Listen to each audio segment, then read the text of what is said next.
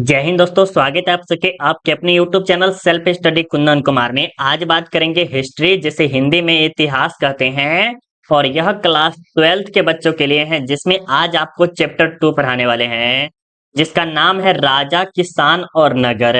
और आज के क्लास में आपको full chapter explanation with notes कराने वाले हैं। वो सारा का सारा आपको एनसीईआरटी बुक प्लस एसपीपीडी के बुक जो है उस पे आधारित है। तो आप इस वीडियो को शुरू से लेके अंत तक जरूर देखिएगा, क्योंकि यह चैप्टर आपके बोर्ड एग्जाम के लिए बहुत ही ज्यादा इंपॉर्टेंट है। क्योंकि इस चैप्टर से आपके बोर्ड एग्जाम में कम से कम 5 से 7 नंबर आपके बोर्ड एग्जाम में पूछते हैं, और चैप्टर 1 से आपके बोर्ड एग्जाम में कम से कम 10 से 15 नंबर पूछते हैं। तो चैप्टर 1 आपको 100% अच्छे तरह से याद कर लेना है, या रट लीजिए, कुछ भी कहिए, लेकिन आपको करना है चैप्टर 1 को। तो चैप्टर 1 का अगर आप वीडियो देखना चाहते हैं तो उसका लिंक हम आपको वीडियो के डिस्क्रिप्शन में डाल दिए हैं। वहां पर क्लिक करके आप चैप्टर 1 को अच्छे तरह से समझ के याद वगैरह कर लीजिएगा, ताकि आपको 10 नंबर कोई भी ना रोके। ठीक है, अब चलिए हम यहाँ से स्टार्ट करते हैं। बहुत बच्चे कहते हैं कि सर हम क्लास के बारे में हमें पता नहीं चलता है। ठीक है, तो आपको क्या करना है, टेलीग्राम ज्वाइन कर लेना है। टेलीग्राम का नाम क्या है, self study Kundan Kumar. Telegram पे आप जाके सर्च कीजिएगा तो वहां पर आप ज्वाइन कर सकते हैं, या तो उसका भी लिंक हम आपको वीडियो के डिस्क्रिप्शन में डाल दिए हैं, वहां पर क्लिक करके आप ज्वाइन कर सकते हैं। और अगर आप चाहते हैं कि हिस्ट्री, ज्योग्राफी, पॉलिटी, इकोनॉमिक्स, जो भी आपका सब्जेक्ट है उसका टेस्ट देना चाहते हैं, या पीडीएफ लेना चाहते हैं, तो आपको गूगल पे जाना है और गूगल पे जाके सर्च करना है सेल्फ स्टडी कुंदन कुमार। वहां पर आपको सारा का सारा पीडीएफ मिल जाएगा। वहां पर सिर्फ हम आपको ऑब्जेक्टिव प्रोवाइड कर पाएंगे, लेकिन अगर आप पेड ग्रुप ज्वाइन करते हुए वहीं पर, तो आपको objective, subjective, model paper, question bank सारा का सारा मिलेगा। तो पेड ग्रुप का फीस 200 रुपया है। ग्रुप ज्वाइन करना चाहते हैं तो इस नंबर पे कॉल करके या इस नंबर पे ज्वाइन कर सकते हैं। लेकिन टेस्ट आप जरूर दीजिए, टेस्ट सभी बच्चों के लिए फ्री है, और ऑब्जेक्टिव भी सभी बच्चों के लिए फ्री है, जिसका भी लिंक हम आपको वीडियो के डिस्क्रिप्शन में डाल दिए हैं। वहां पर क्लिक करके आप अच्छे से तैयारी वगैरह कर सकते हैं। ठीक है, अब चलिए हम यहाँ से स्टार्ट करते हैं, और आपको हिस्ट्री जो है ना बहुत ही मजेदार तरीका से समझाएंगे और आपको समझ में भी आएगा। लेकिन आपको क्या करना पड़ेगा, शुरू से लेके अंत तक देखना पड़ेगा। चैप्टर 2 का भी जो जो है ना पार्ट 2 में होगा, और चैप्टर 1 भी जो था पार्ट 2 तक आया था, और इसी प्रकार इसमें भी होगा। ठीक है, सबसे पहले आपका जो चैप्टर का परिचय पढ़ना है। क्या है परिचय? अगर आपने हड़प्पा सभ्यता के बारे में अगर आप पढ़ा है तो आपको ये भी आपको अच्छे से समझ में आएगा। ठीक है, कह रहा है कि हड़प्पा सभ्यता के पश्चात, मतलब कि हड़प्पा सभ्यता के बाद कौन सा काल आया, ऋग्वैदिक काल आया, जो कि 1500 ईसा पूर्व से लेकर 1000 ईसा पूर्व तक रही। ये आपके बोर्ड एग्जाम के लिए इंपॉर्टेंट भी है और नहीं भी इंपॉर्टेंट है। क्या आप पूछ सकता है कि ऋग्वैदिक कालीन कितने वर्ष से कितने वर्ष तक चली थी? तो ये आपको बताना है 1500 ईसा पूर्व से लेकर 1000 ईसा पूर्व तक चली थी, जो कि इंपॉर्टेंट है। इस काल में ऋग्वेद की रचना हुई थी। किसकी रचना हुई थी? ऋग्वेद की। ऋग्वेद में सांस्कृतिक एवं राजनीतिक स्थिति का पता चलता है। सांस्कृतिक मतलब क्या हो गया कि जैसे कोई देवी देवता हो गया, या कुछ भी कर सकते हैं, या जो कल्चर वगैरह होता है इसके बारे में। राजनीतिक में जैसे नेता वगैरह, ये तो थोड़ा मोड़ा जान सकते हैं, या पैसा वगैरह थोड़ा सा, ये सबको ले सकते हैं। ठीक है, अब आगे क्या करा है कि हड़प्पा सभ्यता के पतन के बाद वैदिक कालीन सभ्यता एक ग्रामीण सभ्यता थी। इसमें थोड़ा सा इंपॉर्टेंट रहता है, ये तो कभी पूछा नहीं गया है कि वैदिक सभ्यता कौन सी सभ्यता है। ठीक है, लेकिन कभी कभी पूछ लेता है। तो सबसे पहले आपको याद रखना है, ये जो हड़प्पा सभ्यता जो थी वह शहरी थी। क्या थी? शहरी थी। और उसी के बाद बताते हैं वैदिक सभ्यता क्या थी? ग्रामीण थी। क्या लिखना है? ग्रामीण थी। फिर उसके बाद महाजनपद क्या थी? महाजनपद क्या थी? शहरी थी। फिर उसके बाद कोई और शासन जो आया वो ग्रामीण था। एक तरह से आप कह सकते हैं हड़प्पा शहर था, वैदिक ग्रामीण था, फिर महाजनपद शहर था, फिर दूसरा शासन क्या था? ग्रामीण था। तो ये सीक्वेंस में चलता हुआ दिखाई दे रहा है। ठीक है, तो ये आपको याद हो गया होगा, मुझे पूरा विश्वास है। ठीक है, अब आगे चलते हैं। आपके बोर्ड एग्जाम में पूछ भी सकता है कि ऋग वैदिक कालीन सभ्यता किस तरह की है, तो ग्रामीण सभ्यता है। कैसी है? ग्रामीण सभ्यता है।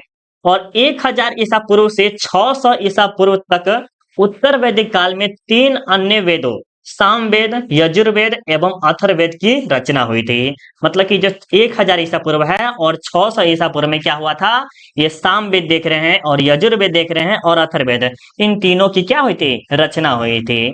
इस काल में राजा निरंकुशता की ओर अग्रसर हुआ है, समाज में महिलाओं की स्थिति में ह्रास हुआ है। ह्रास का अर्थ क्या होता है? घटती जा रही थी, इसकी स्थिति अच्छी नहीं थी, ये तरह से समझ सकते हैं। ठीक है, अब आगे चलते हैं थोड़ा सा। चलिए, यहाँ पे कॉल आ गया था तो थोड़ा सा बात करने लगे। ठीक है, तो यहाँ पर क्या हुआ, महिलाओं की स्थिति में क्या हुआ, ह्रास होने लगी, मतलब कि स्थिति उसका खराब होने लगा, एक तरह से कह सकते हैं। 600 ईसा पूर्व भारत में बौद्ध एवं जैन धर्म आंदोलन का सूत्रपात हुआ। मतलब 600 ईसा पूर्व में क्या हुआ, ये बौद्ध धर्म एवं जैन धर्म का क्या हुआ, एक तरह से उदय हुआ। ठीक है, इसी दौरान 16 महाजन अस्तित्व में आया। ये जो 16 महाजन जो कि हम आपको बोले हुए थे कि ये जो महाजन पद क्या था, शहरी था, तो इसका क्या हुआ, उदय हुआ। 300 ईसा पूर्व में मौर्य साम्राज्य अस्तित्व में हुआ। मौर्य साम्राज्य से गुप्त साम्राज्य तक के राजनीतिक एवं आर्थिक स्थिति की विस्तृत जानकारी इस अध्याय में करेंगे। तो आपका यह चैप्टर जो है ना, बहुत ही ज्यादा इंपॉर्टेंट है। और आपके बोर्ड एग्जाम में फिर से बता देते हैं मेरे प्यारे बच्चों, बौद्ध धर्म और जैन धर्म से कम 5 से 10 नंबर आपके 100% आएगा तो आएगा, ये लिख के रख लीजिए। ये आपका 100% हम लिख के दे देते हैं, ये आएगा तो आएगा, क्योंकि सब्जेक्टिव में ही 5 नंबर पूछ लेता है और ऑब्जेक्टिव में 2-3 नंबर पूछ लेता है। 5 से 8 नंबर, ऐसे ही पर 10 नंबर हम टारगेट दिए हुए हैं। ठीक है, अब चलिए, आपका जो क्लास है, यहां से आपका क्लास स्टार्ट होता है। ठीक है, तो सबसे पहले पूछा जा रहा है कि प्राचीन भारतीय इतिहास के अध्ययन के स्रोत है। ये जो एंसेंट हिस्ट्री है और उसका जो अध्ययन करते हैं, ये स्टडी करते हैं, इसका के मेन सोर्स क्या है। तो प्राचीन भारतीय इतिहास के मुख्य 3 स्रोत है। सबसे पहले जो है साहित्यिक स्रोत है। क्या है? साहित्यिक स्रोत है। एक है प्राथमिक स्रोत है और विदेशी यात्रियों के विवरण है। तो ये तीनों के तीनों क्या है, एंसेंट हिस्ट्री को समझने का एक सोर्स है, माध्यम एक तरह से कह सकते हैं वह है। ठीक है, तो अब चलिए यहाँ पर समझते हैं कि साहित्यिक स्रोत क्या होता है और इसमें धार्मिक साहित्य में आता है क्या क्या, फलना चलना, आगे आपको बहुत ही अच्छे तरह से समझ में आएगा। जो इंपॉर्टेंट होगा वहां पर हम स्टार मार्क लगा देंगे और आप उसे 100% याद कर लीजिएगा। ठीक है, साहित्यिक स्रोत में क्या करा है कि साहित्यिक स्रोत के 2 भाग होते हैं, एक है धार्मिक साहित्य और एक है लौकिक साहित्य या धर्मोत्तर साहित्य। ये 2 होते हैं किसमें, साहित्यिक स्रोत में। धार्मिक साहित्य कितने होते हैं? धार्मिक साहित्य पुनः 4 भागों में बटा हुआ है। कितने भागों में बटा हुआ है? 4 भागों में। एक है ब्राह्मण साहित्य, बौद्ध साहित्य, जैन साहित्य, महाकाव्य। महाकाव्य में क्या क्या आता है ये समझिए। इसमें जो आता है महाभारत आता है और कौन आता है, महाभारत आता है, एक रामायण आता है, दोनों आता है महाकाव्य, जिसे एपिक के नाम से भी आप जानते हैं। जैन धर्म में और बौद्ध धर्म, जो कि हम आपको बार बार बोलते हैं, बहुत ज्यादा इंपॉर्टेंट है। ब्राह्मण ग्रंथ में क्या आता है, ऋग्वेद, यजुर्वेद, सामवेद, ये सब हो गया। उपनिषद हो गया। ये जो 16 महाजन क्या कहते हैं, पुराणों की संख्या कितनी होगी, ये सब आपके ब्राह्मण ग्रंथ में आते हैं, ब्राह्मण साहित्य में ये सब आते हैं। तो ये जो है आपका धार्मिक साहित्य बहुत ही ज्यादा इंपॉर्टेंट है। इससे भी 2 नंबर से कम नहीं आने वाले हैं आपके बोर्ड एग्जाम में। ठीक है, तो ब्राह्मण साहित्य क्या है, तो ब्राह्मण साहित्य के अंतर्गत 4 क्या है, 4 है। तो इसके जो है ऋग्वेद है, सामवेद है, यजुर्वेद है एवं अथर्ववेद है। ये सब आप कब पढ़िएगा, जब आप जीके जीएस की तैयारी कीजिएगा, मतलब कि जीके की तैयारी कीजिएगा आप आफ्टर 12th के बाद, तब आपको ये सब अच्छे से डिटेल में पढ़ना है। लेकिन अभी आपको इतना डिटेल में नहीं जाना है। ठीक है, आपके बोर्ड एग्जाम में बहुत बार पूछा गया है कि उपनिषदों की संख्या कितनी है, तो 108 लगाना है। कितनी है? उपनिषदों की संख्या कितनी है, 108 है। और वेदांत की संख्या कितनी है, 6 है। कितनी है, 6 है। क्या क्या है, शिक्षा, कल्प, व्यवहार, निरुक्त, छंद एवं ज्योतिष है। किसमें? ये आपके वेदांग में। और उपनिषदों की संख्या कितनी है, 106 है। तथा पुराणों की संख्या 18, ये आपके VVI है, याद रखिएगा। अगर आपके बोर्ड एग्जाम में पूछ लिया जाए या आपको हम जब MCQ क्वेश्चन कराएंगे तो हम आपसे पूछेंगे कि पुराणों की संख्या कितनी है, तो आपको 18 बताना है। वेदांगों की संख्या कितनी है, तो 6 बताना है। उपनिषदों की संख्या कितनी है, तो 108 है। ठीक है, याद रखिएगा। यह सब प्राचीन भारतीय इतिहास के बारे में महत्वपूर्ण जानकारी मिलती है और इससे क्या होती है, प्राचीन भारत जिसे एंसेंट हिस्ट्री कहते हैं, इसके बारे में हमें डिटेल में जानकारी मिलती है। अब देखिए यहाँ पर आपके बौद्ध धर्म आगे। बौद्ध साहित्य क्या करा है कि बौद्ध साहित्य के अंतर्गत त्रिपिटक, त्रिपिटक मतलब क्या होता है, 3 टोकरी। त्रिपिटक अर्थ क्या होता है, 3 टोकरी, जिसमें विनय पिटक, सूत पिटक और अभिधम पिटक है। जातक कथाएं, दीपवंश एवं महावंश, अंगुत्तर निकाय आते हैं। आप इसमें आप खासकर क्या याद रख सकते हैं कि बौद्ध धर्म ने किसकी रचना की है, बौद्ध धर्म ने किसकी रचना की है, तो त्रिपिटक की है। त्रिपिटक में कौन कौन से आते हैं, विनय पिटक, सूत पिटक और अभिधम पिटक आते हैं। ये तीनों के तीनों आपको 100% याद रखना है। ठीक है, अब चलिए आगे चलते हैं, यहाँ पर क्या करा है जैन धर्म में। ये आपका ज्यादा खासकर इंपॉर्टेंट नहीं है, फिर भी आप इसे याद कर सकते हैं। इसमें जो ज्यादा खासकर आपका इंपॉर्टेंट है बौद्ध धर्म। बौद्ध धर्म से आपके 100% आना है तो आना है या जैन धर्म से, ठीक है। जैन साहित्य को आगम कहा जाता है। क्या कहा जाता है? जैन साहित्य को आगम कहा जाता है। ये जो दिख रहा है ना थोड़ा सा बोल्ड क्या हुआ है, मतलब कि इंपॉर्टेंट है। कहा जाता है इसमें 12 अंग, 12 उपांग, 10 प्रकीर्णन एवं 14 पर्व आते हैं। ये खासकर आपके इंपॉर्टेंट नहीं है, अभी आपके 12th के लिए। आप जब 12th एग्जाम, जब यूपीएससी, आईएएस वगैरह ये सब जब बड़ा सा पोस्ट की तैयारी करेंगे तब आपको ये ज्यादा खासकर इंपॉर्टेंट रहेगा, ठीक है। अब चलिए बात करते हैं महाकाव्य। महाकाव्य से भी आपके बोर्ड एग्जाम में 1 या 9 नंबर पूछ ही लेता है। तो यहाँ पर बताना है माता दे में प्रमुख, यहाँ पर कुछ और लिखा है, महाकाव्य होना चाहिए।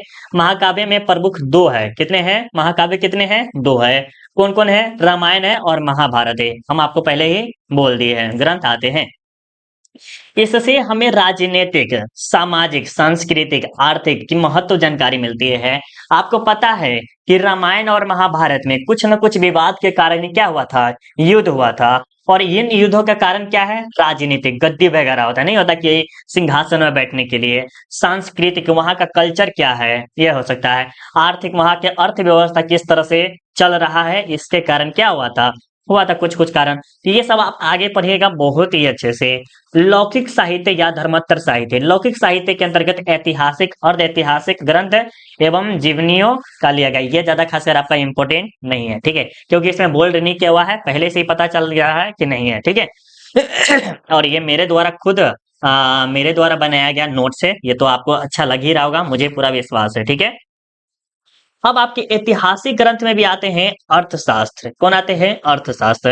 अर्थशास्त्र के लेखक कौटिल्य हैं, चाणक्य है, विष्णुगुप्त है। ये आपके बोर्ड एग्जाम में आ सकता है। अगर आपसे पूछ लिया जाए कि अर्थशास्त्र के लेखक कौन है, तो आपको बताना है कौटिल्य। फटाफट कमेंट करके बताइए। अगर आप बता रहे हैं तो आपका प्रैक्टिस अच्छा खासा हो रहा है कि अर्थशास्त्र के लेखक कौन है। कौटिल्य है, चाणक्य है, विष्णुगुप्त है। ये तीनों नाम से प्रचलित है, ठीक है।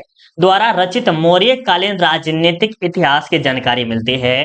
अर्थशास्त्र से हमें क्या मिलती है? मौर्य कालीन साम्राज्य की क्या होती है? जानकारी मिलती है। और इसकी जो रचना की गई थी 4वीं शताब्दी में। कब की गई थी? 4वीं शताब्दी ईसा पूर्व में इसकी रचना की गई थी, ठीक है। राजतरंगिणी। राजतरंगिणी के लेखक जो है कल्हण जी है। फटाफट कमेंट करिए कल्हण, जिसमें कश्मीर के इतिहास की जानकारी मिलती है। राजतरंगिणी के लेखक कौन है? तो कल्हण है। कौन है? कल्हण है, याद रखिएगा। अर्ध ऐतिहासिक ग्रंथ क्या है? अर्ध ऐतिहासिक ग्रंथ में क्या है? यहाँ पर मुद्रा राक्षस के रचयिता कौन है? विशाखा दत्त। इसमें हमें बच्चे ना, जैसे 2023 में जो बच्चे एग्जाम दिए थे, तो इसमें बच्चे बहुत ही कंफ्यूजन कर रहे थे कि सर इसमें क्या होगा, इसमें क्या होगा। तो अब जो 2024 वाले बच्चे हैं वो कंफ्यूजन नहीं करेंगे, कि आपको पता चल गया होगा कि मुद्रा राक्षस के रचयिता कौन है। तो विशाखा दत्त है। कौन है? विशाखा दत्त द्वारा रचित है। अष्ट अध्यायी। अष्ट अध्यायी के रचयिता कौन है? पाणिनि है। कौन है? पाणिनि है। महाभाष्य जो कि किसके द्वारा है? पतंजलि द्वारा रचित है। मालविका निगम मित्र, ये है कालिदास के द्वारा, ठीक है, रचित है। सब ये अर्ध ऐतिहासिक ग्रंथ में आते हैं। किसमें आते हैं? अर्ध ऐतिहासिक ग्रंथ में आते हैं, ठीक है। अब यहाँ पर क्या है? जीवनी ग्रंथ है। जीवनी ग्रंथ में क्या होता है? जैसे अपने जीवन के बारे में कुछ बता दिए, तो इसमें जो लिखा जाता है वो जीवनी ग्रंथ है। जैसे अश्वघोष कृत है। अश्वघोष ने क्या किया है? बौद्ध चरित्र की रचना की है। किसके बारे में? गौतम बुद्ध के चरित्र पर प्रकाश डालते हुए लिखा है। जैसे मान लीजिए यहाँ पर अगर क्या कहा जाए, बिहार में ही मान लीजिए छोटा सा ही जगह ले, बिहार में पूरा इंडिया में ले लीजिएगा तो खान सर का जो है क्या है, नंबर 1 चैनल है। तो इस पे क्या हो सकता है? उसके जीवन पर क्या है, कुछ ना कोई लेखक आकर उसके जीवन के बारे में कुछ समझ समझ कर उसके बारे में लिख सकता है, ठीक है। तो यही जो अश्व घोष है वो क्या किए थे? बुद्ध चरित्र के बारे में, बुद्ध चरित्र की रचना की है। किसके बारे में? गौतम बुद्ध के। बाणभट्ट कृत जो कि हर्ष चरित्र है, सम्राट हर्षवर्धन के जीवन पर प्रकाश डालते हुए लिखा है। बिलहन जो कि कृत है, विक्रमादित्य व चरित्र कल्याणी के चालुक्य सम्राट के विक्रमादित्य कष्ट का विवरण प्रस्तुत करता है। तो ये ज्यादा खास करनी इंपॉर्टेंट है। आपका जो सबसे ज्यादा जो इंपॉर्टेंट है वो है अश्वघोष। क्या है? अश्वघोष आपको इंपॉर्टेंट है, ये आपको जरूर याद रखना है, ठीक है। अब चलिए आगे देखते हैं। यहाँ पर देखिए क्या करा है कि पुरातात्विक स्रोत क्या है? पुरातात्विक स्रोत। प्राचीन भारतीय इतिहास की जानकारी पुरातात्विक स्रोत से ही मानी जाती है। किसकी मानी जाती है? पुरातात्विक स्रोत से ही मानी जाती है। मतलब प्राचीन भारत की जो खोज वगैरह किया गया था, तो इसकी जो हमें जानकारी मेन सोर्स कहाँ से मिलती है? तो प्राचीन काल में जो कोई चीज था उससे है, हमें ही मिलती है, ठीक है। राहुल संस्कृतियान ने उचित ही कहा है, जिस ऐतिहासिक तथ्य को पुरातत्व का समर्थन नहीं, उसकी नींव बालू पर है। बहुत अच्छी बात है, पुरातत्व का नहीं है, जैसे प्राथमिक द्वारा जब खुदाई वगैरह कर किसी चीज को खोजा जाता है, जो कि हम आपको चैप्टर 1 में अच्छे तरह से हम आपको समझाए हुए हैं, ठीक है। प्राथमिक स्रोत के उदाहरण शिलालेख, अभिलेख, गुहालेख, मुद्राएं, स्मारक, मूर्तियां एवं चित्रकला आदि मिलते हैं। शिलालेख हो गया, अभिलेख हो गया, गुहालेख हो गया, मुद्रा पत्थर लेख कोई सब पर लिखवाया जाता है। मुद्राएं पर कोई राजा रानी का चिन्ह बनाया जाता है। स्मारक मतलब बड़ा बड़ा मंदिर ये सब बनाया जाता है। मूर्ति हो गया, ये सब का निर्माण पुरातत्विक स्रोत के द्वारा ही हो जाती है, ठीक है। अब यहाँ पर देखिए ज्यादा खासकर आपका ये भी इम्पोर्टेंट है कि विदेशी यात्री के विवरण क्या है। विदेशी यात्री के ये वितरण के मतलब हेनसांग हो गया, चंद्रगुप्त मौर्य हो गया, इंडिका जो ये मेगास्थनीज वगैरह या अल्बरोनी, इन सब के बारे में आप आगे पढ़िएगा, ये चैप्टर 5 में ऐसे है, तो अभी थोड़ा मोड़ा छोटा मोटा पढ़ सकते हैं, ठीक है। तो क्या करा है कि प्राचीन भारतीय इतिहास को जानने के लिए भारत में अनेक विदेशी यात्री आए। क्या है? प्राचीन भारतीय इतिहास को जानने के लिए भारत में अनेक विदेशी क्या है? यात्री आए हैं, जो भारत के कला क्या है? भारत के कला, संस्कृति, धार्मिक परंपराओं, सामाजिक आचार विचारों, भौगोलिक, राजनीतिक एवं आर्थिक स्थिति की महत्वपूर्ण जानकारी मिलती है। अब देखिए भारत में अगर कोई व्यक्ति आ रहा है तो क्या होगा वहां पर, जैसे मान लीजिए अमेरिका का कोई व्यक्ति भारत में आ रहा है तो क्या करेगा, वो भारत के बारे में देखेगा कि हाँ यहाँ पर महिलाओं की स्थिति खराब है, पुरुषों की स्थिति अच्छा है, तो वो कुछ ना कुछ अच्छा और बुरा देखेगा। उसी प्रकार जो है इंडिका के लेखक मेगास्थनीज कौन है? इंडिका के लेखक मेगास्थनीज ने क्या देखा है भारत में? ये कला देखा है कि यहाँ का जो भारत का कला है वो बहुत ही अच्छा है, यहाँ का सांस्कृतिक बहुत अच्छा है, धार्मिक परंपराएं जैसे नहीं होता कि पूजा पाठ वो अलग है, सामाजिक आचार विचार वो सभी के सभी क्या है? अलग है, ठीक है। और ये जो मेगास्थनीज है वो कहाँ के थे? यूनान के थे। फटाफट कमेंट करिएगा, यूनान के रहने वाला था। वह चंद्रगुप्त के दरबार में आया था। किसके दरबार में आया था? चंद्रगुप्त के दरबार में आया था। साथ ही साथ मोहम्मद गजनी के साथ भारत आने वाला अलबरूनी तहकीक के हिंद किताब लिखे हैं, ठीक है। तो ये ज्यादा खासकर आपका इम्पोर्टेंट है, ये ज्यादा आपको आगे जरूरी है। लेकिन ये पूछा जा सकता है कि मेगास्थनीज कहाँ का रहने वाला था, तो आप बताइएगा कि सर ये जो था ना यूनान का रहने वाला था। क्या बताइएगा मेरे प्यारे बच्चों? अगर हम आपसे अभी प्रश्न पूछते हैं कि ये जो मेगास्थनीज है बबुआ वो कहाँ का था, तो यूनान का था, ठीक है, ये बता दीजिएगा। मेगास्थनीज ने किस पुस्तक की किस पुस्तक को लिखा है? तो इंडिका को लिखा है। इंडिका में किसके बारे में है? तो भारत के संस्कृति, कला, ये सब के बारे में बताया गया है, ठीक है।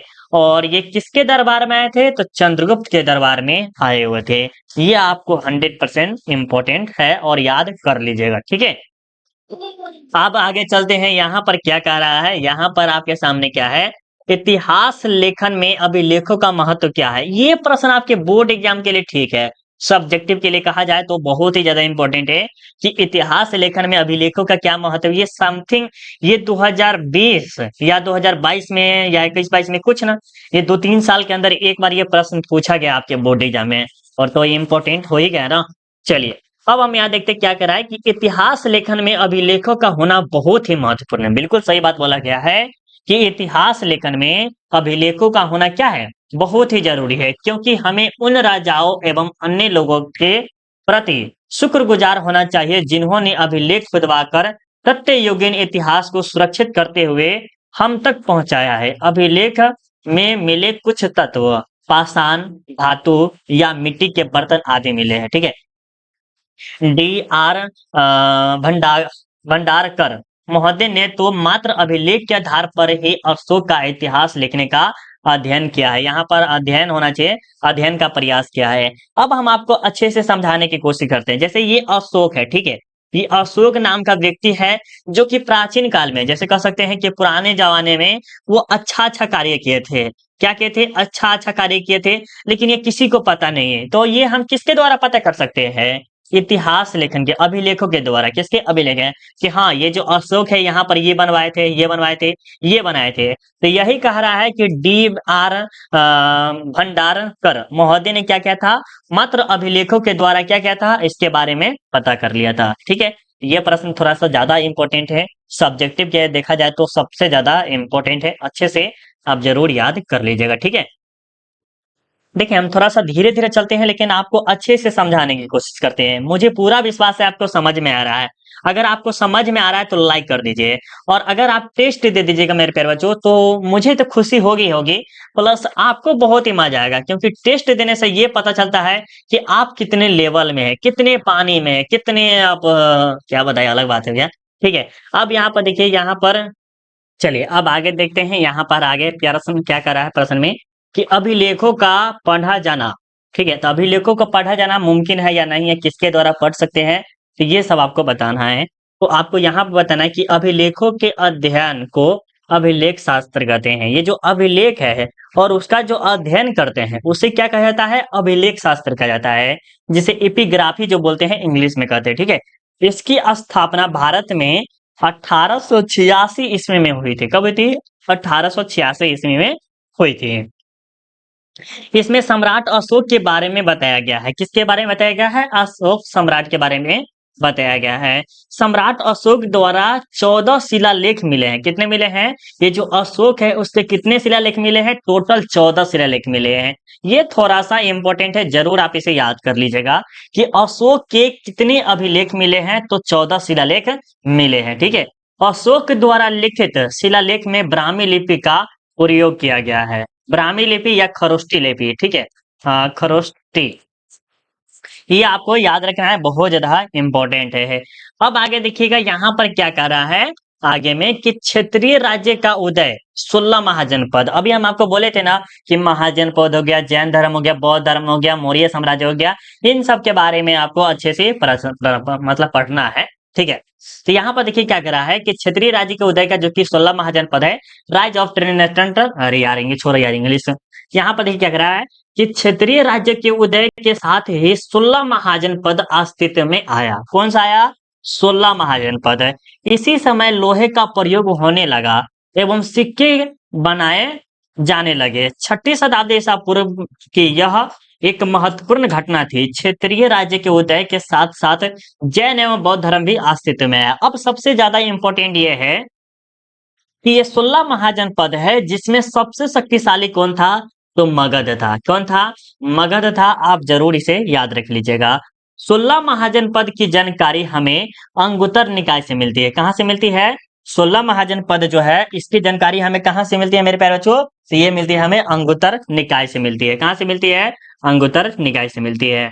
एवं जैन धर्म भगवत सूत्र से मिलती है। कहाँ से मिलती है, भगवती सूत्र है, भगवत नहीं है। ठीक है, भगवती सूत्र से है। अब आपके बोर्ड एग्जाम में पूछा गया है, बार बार पूछा है, कम से कम ये प्रश्न 4 साल से ऊपर पूछा गया होगा। और क्या प्रश्न क्या है, कहेगा कि 16 महाजनपद में से 4 महाजनपद का नाम बताए। या तो आपसे ऐसे ही पूछा सकता है कि महाजनपद के किन्हीं 4 महाजनपदों के नाम बताए। तो आपको याद रखना है काशी, कौशल, अंग, मगध, वज्जी, मल, चेदी, वत्स्य, कुरु, पंचाल, मत्स्य, सुरसेन, अस्मक, अवंती, गंधार, कंबोज। तो सबसे ज्यादा जो इम्पोर्टेंट है मगध, मगध को याद रख लीजिए, काशी को याद कर लीजिए, और गंधार को कर लीजिए, अवंती कर लीजिए। ये 4-5 है जो कि आप याद कर लीजिएगा, अच्छा रहेगा। ठीक है, और इसमें 16 महाजनपदों में सबसे शक्तिशाली कौन था, तो मगध था। अब मगध क्यों था वो आप कमेंट करके बताइए। ठीक है, अब यहाँ पर देखिए क्या करा है, आगे देखिएगा गणतंत्रात्मक शासन का महत्व। गणतंत्रात्मक शासन का महत्व क्या है कि मगध शासन अजात शत्रु वज्र संघ पर विजय पाना चाहता था, इसीलिए मंत्री वर्षकार को भेजकर गौतम बुद्ध से सलाह ली।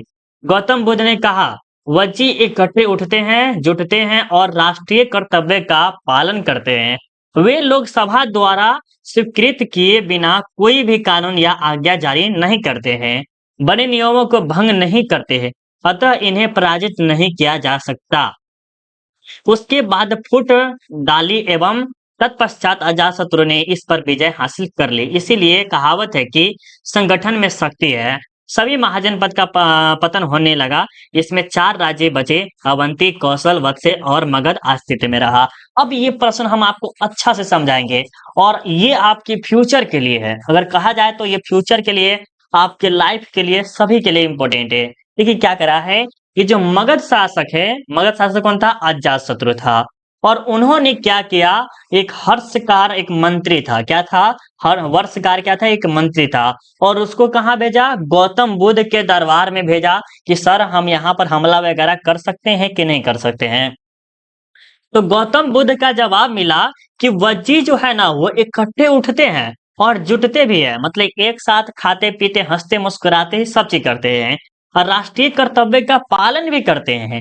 वे लोग सभी द्वारा स्वीकृत बिना कोई कानून या आज्ञा जारी नहीं करते और सभी के स्वीकार से, अगर मान लीजिए कोई कानून वगैरह लाना है कि क्लास 10th को हाई लेवल कर दे, फलना चिलना स्कूल वगैरह लिया जाए, तो उसके लिए सभी को कानून स्वीकार करना पड़ेगा। हाँ ये सही है, सही है, सही है, तब वो आगे करेंगे। तो ये बोले कि बने नियमों को भंग नहीं करते, अतः इन्हें पराजित नहीं कर सकते। तो गौतम बुद्ध बोले कि ये जो वज्जी है इसे अपराजित नहीं कर सकते। तो अजात शत्रु अपना दिमाग लगाया। क्या किया?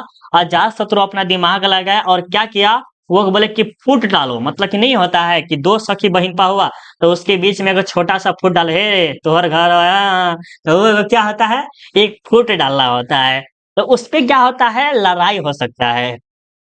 तो अजातशत्रु भी ने क्या किया, ऐसा ही किया, फूट डाला और अजातशत्रु ने विजय हासिल करना स्टार्ट कर दिया। इसीलिए कहावत है संगठन में शक्ति है, ठीक है।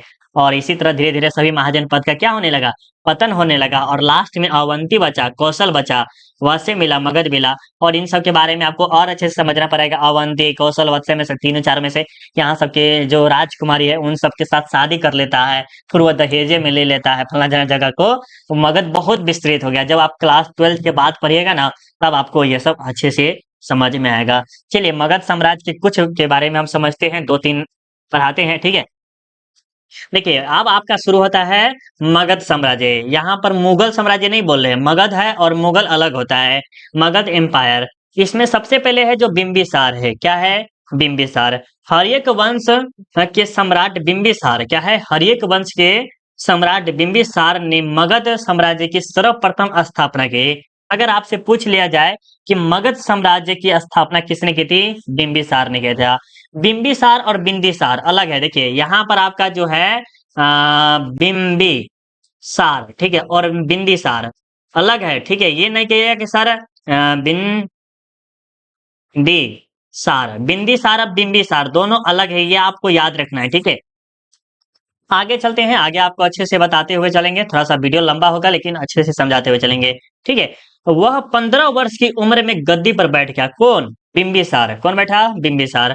उसने 80,000 गांवों को एक शक्तिशाली साम्राज्य बना लिया। मतलब कि 80,000, आपको शब्द छोटा पड़ जाएगा, सोचिए कितना बड़ा गांव होगा। अब 2-4 गांव मिल जाता था इतना जनसंख्या हुआ, यहाँ पर 80,000 गांवों को क्या कर दिया, एक विस्तृत साम्राज्य बना लिया। इसने पहले गिरिब्रिज एवं बाद में राजगिरी को अपनी राजधानी बनाया। कौशल राजकुमारी कौशल देवी लिच्छवी शासक चेतक की पुत्री हेलना, यहाँ पर होना चाहिए हेलना या चेलना, हेलना होना चाहिए, ठीक है। हेलना एवं मद्र देश की राजकुमारी खेमा के साथ विवाह कर बिंबिसार ने अपनी स्थिति मजबूत की। वह अपने पुत्र अजातशत्रु द्वारा मारा गया। इस प्रकार बिंबिसार का अंत हुआ। और इसमें क्या है मेरे प्यारे बच्चों, वो अपने पिता को मार देता था। इस काल में क्या था, पितृहंता था। पितृहंता क्या था? पितृहंता। इस काल में किसमें, ये जो देख रहे हैं मगध साम्राज्य, इसमें, ठीक है। अभी बात करें मगध यूनिवर्सिटी की तो बहुत ही खराब स्थिति एक तरह से कह सकते हैं। आगे देखिए अजातशत्रु है। अजातशत्रु अपने पिता बिंबिसार की हत्या कर मगध साम्राज्य बन गया, ठीक है। कौन? अजातशत्रु। राज्य प्राप्ति के लिए पुत्र द्वारा पिता की हत्या यह प्रथम प्रमाण है। फूट डालो और शासन करो अजातशत्रु के काल में ही हुआ था। बुद्ध की मृत्यु उपरांत अजातशत्रु ने उनकी भस्म पर राजगिरी में एक स्तूप बनवाया। इसी के समय प्रथम बौद्ध संगीति हुआ था। अब याद रखना है कि अजातशत्रु के समय में ही क्या हुआ था, बौद्ध धर्म में प्रथम ये हुआ था, ठीक है। प्रथम बौद्ध संगीति किसके शासनकाल में हुआ था? अजातशत्रु के शासनकाल में हुआ था। अब हम सोच रहे हैं कि ये जो वीडियो है बहुत लंबा बन जाएगा, तो उदयन, शिशुनाग और आपका नंद प्लस में आपका मौर्य साम्राज्य, अब जो आपका जो पार्ट 2 आने वाला है वो आपका और ज्यादा खास होने वाली है। तो ज्यादा खासकर पार्ट 2 में मजा जाएगा, क्योंकि यहाँ पर देख रहे हैं आप सब, ये आपका ये खरोष्टी लिपि, ब्राह्मी लिपि, मगध साम्राज्य के बारे में, ये आपके कृषि वगैरह, यहाँ से आपके देखिए लक्षादेव, ये सबसे आपके बोर्ड एग्जाम में बहुत ज्यादा प्रश्न आते हैं। तो पार्ट 2 बहुत ज्यादा खास है। और जो बच्चे चाहते हैं कि पेड ग्रुप ज्वाइन करना चाहते हैं, तो वो आप हमें इस नंबर पे या इस नंबर पे कॉल करके ज्वाइन कर सकते हैं। आपको कुछ रुपया लगेगा बस, उसके बाद आप वहां पर ज्वाइन कर सकते हैं। हाँ, वही बच्चे चाहते हैं कि सिर्फ हम पीडीएफ फ्री में ले ले, फ्री वाला भी हमारे पास है, तो वहां पर सिर्फ हम आपको दे सकते हैं क्या, आपको ऑब्जेक्टिव दे सकते हैं। तो ऑब्जेक्टिव के लिए आपको क्या करना है, गूगल पे जाके सर्च करना है सेल्फ स्टडी कुंदन कुमार, उसके जस्ट नीचे आइएगा तो self study Kundan Kumar study material and education news, इस पे क्लिक कर दीजिए। या तो ऑनलाइन टेस्ट देना चाहते हैं तो ऑनलाइन टेस्ट पे क्लिक कर सकते हैं। जो आपको करना है, जैसे मान लीजिए हमें यही देना है, ठीक है, यही देखना, हम ये देखें, उसके बाद हमें हिस्ट्री पढ़ना है, तो हिस्ट्री वाले पे क्लिक करेंगे। हिस्ट्री पे क्लिक किए ना, और हिस्ट्री वाले पे क्लिक करने के बाद हमको पढ़ना है चैप्टर 2, राजा किसान नगर और आरंभिक राज्य और अर्थव्यवस्था, उस पे क्लिक किए। और इस पे क्लिक करने के बाद देखिए आपको क्या मिलेगा, यहाँ पर देखिए आपको ऑब्जेक्टिव डाल दिया है ना, ऑब्जेक्टिव डाल दिए हैं, बहुत ही अच्छे से आप इसे यहाँ पर एक्सप्लेनेशन के साथ समझाया गया है। तो जाके एक बार सर्च कीजिए। और अगर आपको टेस्ट देना है तो वही वाला जो बात बोले हैं, टेस्ट के लिए आपको कुछ नहीं करना है, सिर्फ यहाँ पर ऑनलाइन टेस्ट दे रहा है उस पर क्लिक कीजिए, या तो सभी का लिंक हम आपको वीडियो के डिस्क्रिप्शन में डाल दिए हैं, वहां पर क्लिक करके आप जाके दे सकते हैं। ठीक है, पेड ग्रुप के लिए आप हमें इस नंबर पे कॉल कर लीजिए, ज्वाइन कर लीजिए, और मिलते हैं अगले वीडियो में। अभी के लिए बाय बाय, जय हिंद, जय भारत।